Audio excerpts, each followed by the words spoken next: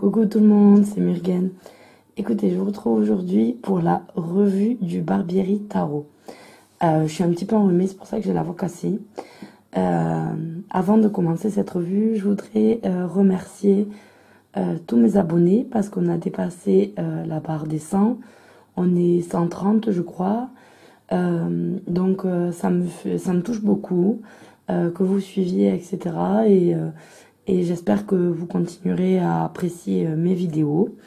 En tout cas, j'essaye de faire au mieux pour vous faire plaisir. Comment...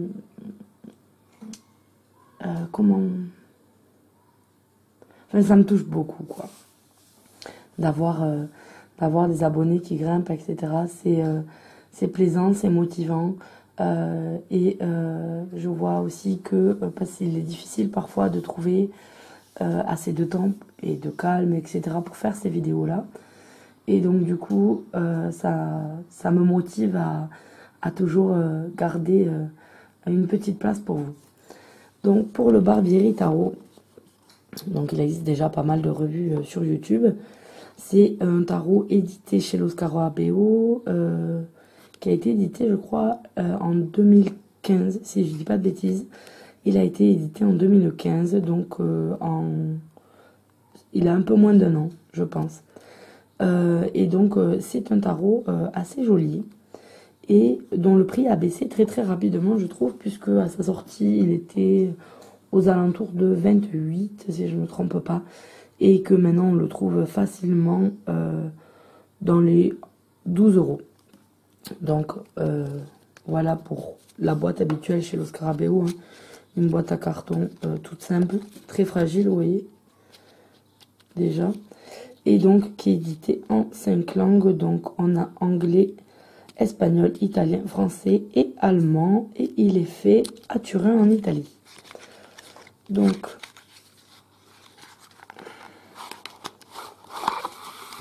comme toujours, hein, avec les jeux qui ont ces boîtes-là, si vous voulez vous en servir ailleurs que chez vous et les amener dans votre sac ou quoi, pensez à faire des petites pochettes ou à acheter des petites pochettes. Faire une petite pochette, c'est très simple, hein. Vous prenez un bout de tissu et vous achetez de la colle pour tissu, pas besoin de savoir coudre. Et vous faites votre petite pochette comme vous le souhaitez. Donc, le petit livret, comme à son habitude, assez petit, blanc et succinct. Donc, on a ici le tirage qui nous est proposé et il nous explique les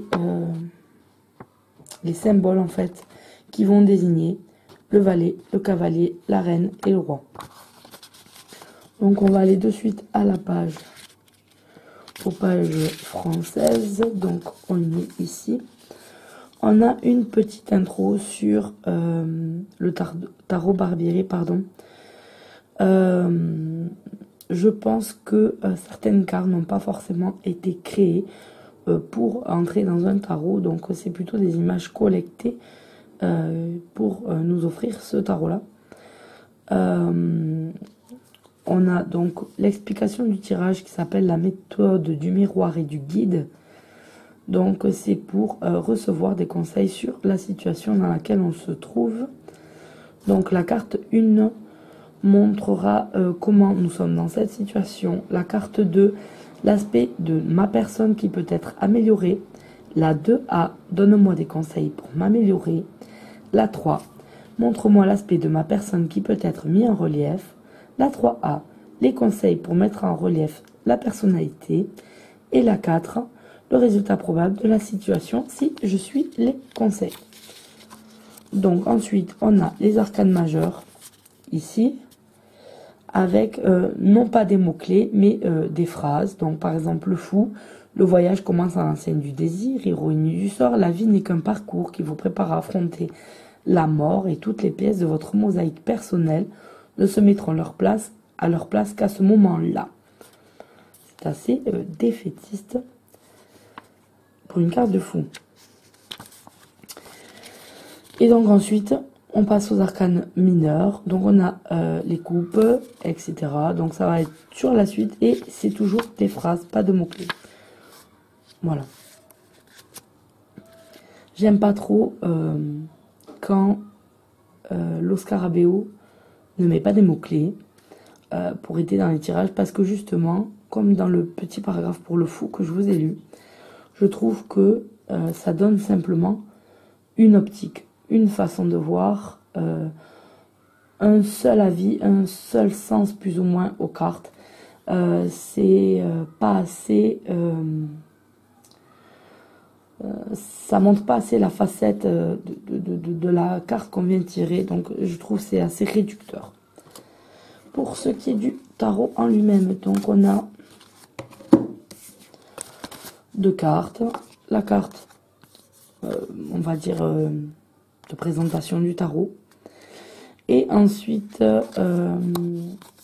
la carte pour rejoindre l'association Tarot Sophie. Bon, les cartes, hein, la taille est la même que d'habitude. Après, ça tient bien dans le temps quand même, le Scarabeo. Moi, j'en suis pas mécontente des jeux qui sont déjà anciens. Donc voilà le dos. Donc vous voyez que elles peuvent être tirées avant en droit. Et on a des dragons ici. Et cet œil au milieu qui en fait est un, on dirait un engrenage un petit peu. Donc c'est assez, c'est ferrailleux. Un peu steampunk en fait ici. Et j'aime beaucoup le dos, je trouve ça très joli. Après c'est un jeu assez particulier, assez sombre. Donc voilà le fou. Qui est présenté comme un jeune homme, mais d'habitude le fou, il est pas, je sais pas si vous voyez comment il représentait le fou, mais c'est ou représenté sous les traits d'un jeune homme tout juste sorti de l'adolescence, assez frêle. Là on a quand même un jeune homme déjà homme, voilà. Donc déjà ça n'a pas exactement, quand vous voulez regarder les significations des cartes, si vous commencez, vous prenez un livre qui vous explique par rapport au dessin d'un Rider-Waite classique ou d'un tarot de Marseille, vous allez avoir des symboles qui sont plus perturbants et difficiles à trouver ici, puisqu'ici, l'homme, en fait, a un visage masqué, son visage derrière n'existe pas, et il regarde donc la mort, ou du moins un crâne humain. Donc c'est plus compliqué. Voilà, donc c'est vrai que ce jeu, à la limite, aurait bien supporté un livre un peu plus explicatif. Donc voilà la carte du magicien, qui là est représentée par une femme, la papesse. Alors là, l'impératrice, qui n'a pas son côté maternel, mais qui emprunte surtout le côté guerrier de l'empereur. L'empereur. Le hiérophante. Les amants, donc j'aime beaucoup celle-ci. Avec l'ange et en fait l'ange déchu. Les deux aspects. L'ambivalence, la carte qui peut montrer ce choix. Le choix qu'on a à faire. Le bien, le mal. Tout ce qui est cette dichotomie un petit peu. Donc j'aime beaucoup. La force. Les illustrations sont très belles en tout cas.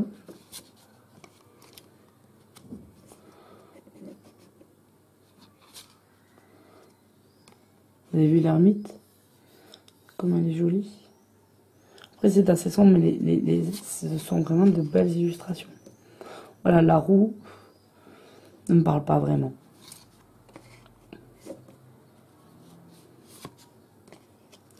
Le pendu. La mort, alors la mort elle est sympa dans le sens où on est dans le sombre, mais on se dirige, la main se dirige pour attraper la lumière. Voilà. Ou on peut voir autre chose, elle les relâche, et dans ce cas-là, de sombre, elle relâche la lumière. On passe à quelque chose d'autre. Elle est assez intéressante.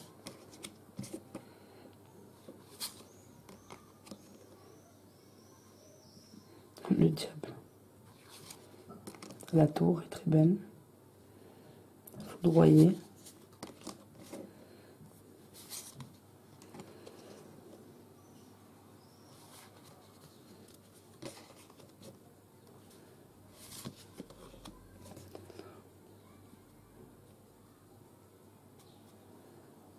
Jugement.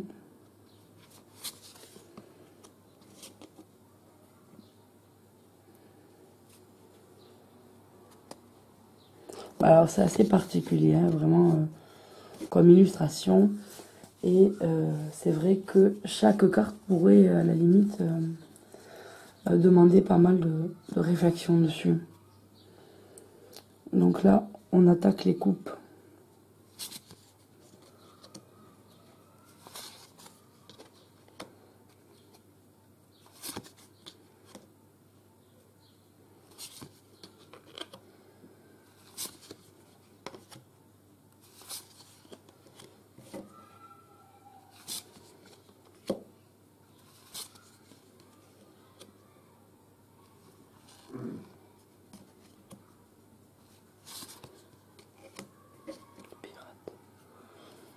Je trouve que celle-là, elle détonne un petit peu avec le style d'illustration qu'on a depuis le début. Je la trouve beaucoup plus fantasy, colorée, vive que voilà. Donc on voit que c'est pas forcément un jeu qui est fait que pour ça en fait. Les illustrations qui sont faites que pour créer un jeu de tarot. Donc on voit bien qu'il y a des objets rapportés. Voilà, là vraiment celle-ci détonne vraiment quoi. On passe au demi.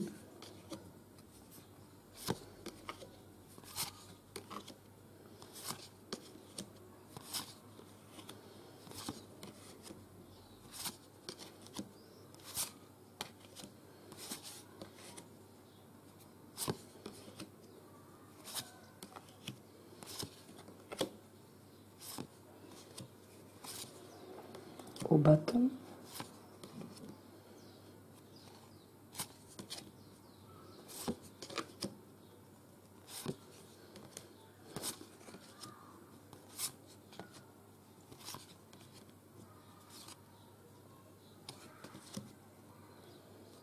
Là on a un petit peu le même trait d'illustration du valet d'eau, de coupe pardon, que je vous ai présenté tout à l'heure, mais on a une meilleure alliance entre les deux illustrations.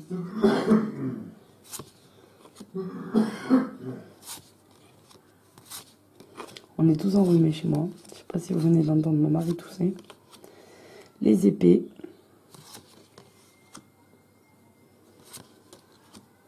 Regardez celle-ci. Celle-ci, elle fait un petit peu peur. C'est une des cartes que je n'aime. C'est une des cartes que je n'apprécie pas trop quand elle tombe dans mes tirages, le 3 d'épée. Et donc celle-là, je trouve que elle fait un peu peur. Elle est assez impressionnante et du coup, elle colle bien à ce que j'ai comme impression quand j'ai mon 3 d'épée.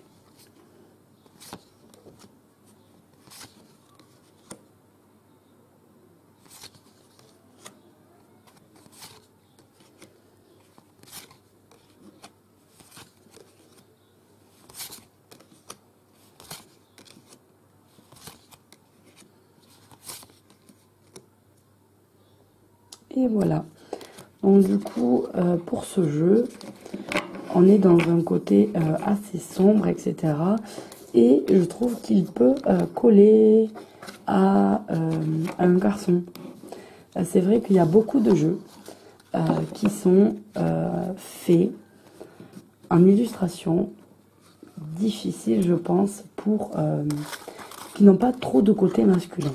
Voilà, on va mettre des illustrations qui toucheront peut-être plus les femmes. Et pour un homme, c'est un peu compliqué de trouver les jeux. Donc ceux qui sont neutres, ça va, tout ce qui est Rider-Waite, tout ça, etc.